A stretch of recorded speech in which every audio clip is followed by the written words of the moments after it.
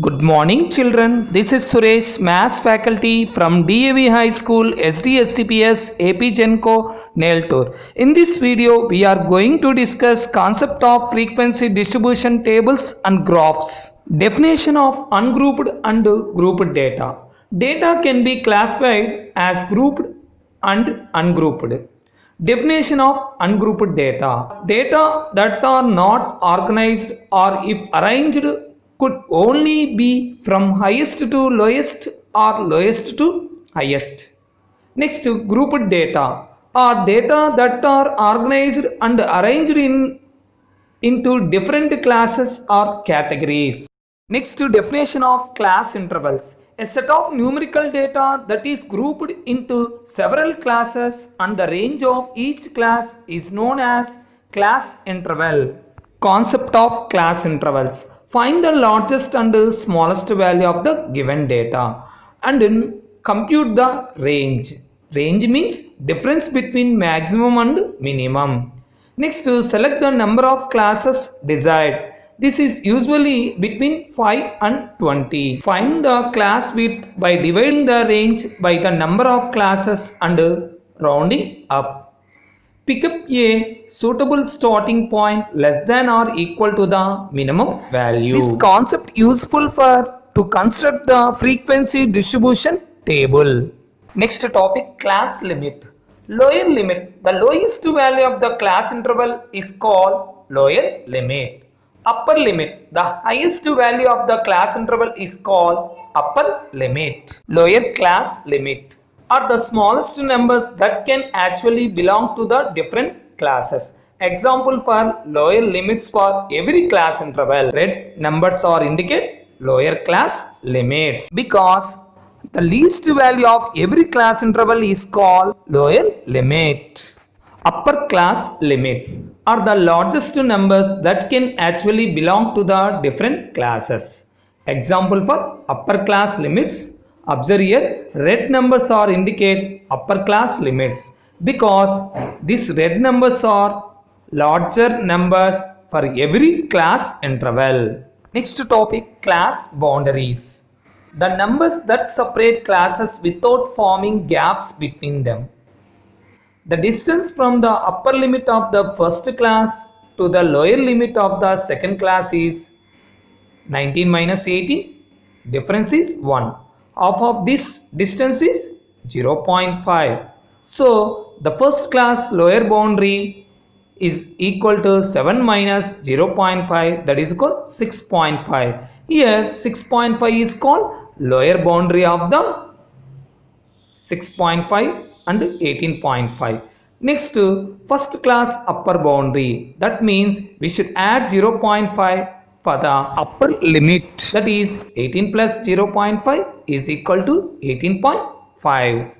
Example for lower boundaries. Observe here, red numbers are indicate lower boundaries because 0.5 subtract from every lower limit of class interval, we get lower class boundaries. Next topic, class width. Class width is the difference between two consecutive lower class limits or two consecutive class boundaries. Example 0 and 3. Difference is 3.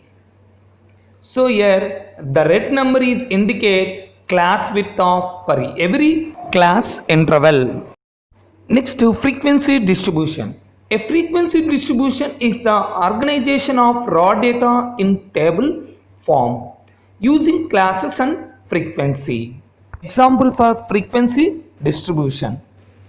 Here a table that shows classes or intervals of data with a count of the number of entries in each class, and frequency, that is indicate short form F of a class is the number of data entries in the class. Example, 5 entries contained in the class interval of 1 and 5. 8 entries contained in the class interval of 6 and 10. Here class width, the difference of two consecutive lower limits, that is 6 minus 1, that is called 5. Here class width is indicate length of the class. In the class interval, the first column is indicate class limits and the second column is indicate upper class limits. Next one, determining the midpoint. Midpoint of any class is equal to average of lower class limit and upper class limit, that is lower class limit plus upper class limit by 2.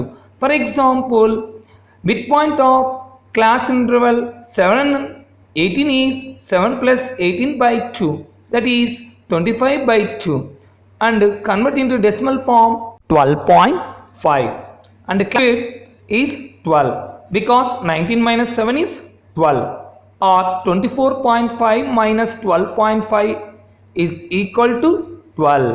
Next one, characteristics of grouped frequency distribution. First one, it divides the data into convenient and small groups called class intervals. Second point, in a class interval 5, 10, 5 is called lower limit and 10 is called upper limit. Third one, class intervals like 110, 1120, 2130 and so on are called inclusive class intervals because both lower and upper limits of a particular class belong to that particular class interval. Fourth point, class intervals like 010, 1020, 2030 are called exclusive class intervals because only lower limit of a particular class belongs to that class but not its upper limit. Fifth point, average of upper limit of a class and lower limit of the next class is called upper boundary of the first class and lower boundary of the next class. Sixth point, in inclusive class intervals both limits and boundaries are equal, but in case of inclusive class intervals limits and boundaries are not equal. Seventh point, difference between upper and lower boundaries of a class is called length of the class or width of the class. Eighth point, individual values of all observations cannot be identified from this table. Value of each observation of a particular class is assumed to be the average of upper and lower boundaries of that class. This value is called class mark or mid value. It is indicated by X. Cumulative frequency distribution. A cumulative frequency distribution is used to determine how many or what proportion of the data values are below or above a certain value. Cumulative frequency divided into two types. The first one, more than method, and the second one is less than method. First one, example for greater than cumulative frequency.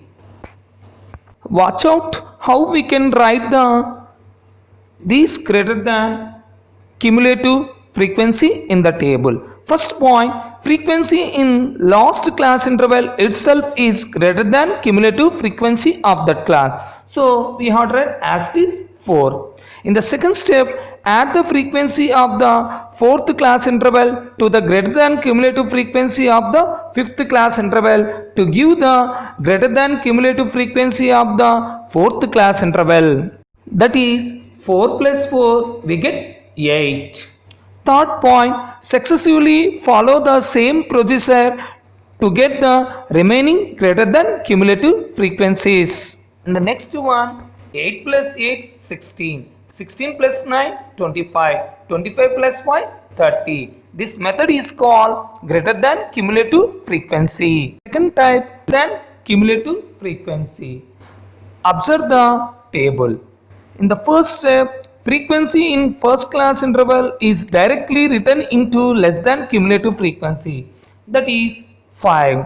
In the second step, add the frequency of the second class interval to the less than cumulative frequency of the first class interval to give the less than cumulative frequency of the second class interval, that is 5 plus 9, 14. In third step, successively follow the same procedure to get remaining less than cumulative frequencies like this: 14 plus 8, 22. 22 plus 4, 26. 26 plus 4, 30. Constructing a frequency distribution. First one, decide on the number of classes. Generally between 5 and 20, otherwise it may be difficult to detect any patterns. In the second step, find the class width. Determine the range of the data. Divide the range by the number of classes and round up to the next convenient number. In third point, find the class limits. You can use the minimum entry as the lower limit of the first class. Find the remaining lower limits. That means add the class width to the lower limit of the preceding class. Find the upper limit of the first class. Remember that classes cannot overlap. Find the remaining upper class limits. In fourth step, make a tally mark for each data entry in the row of the appropriate class.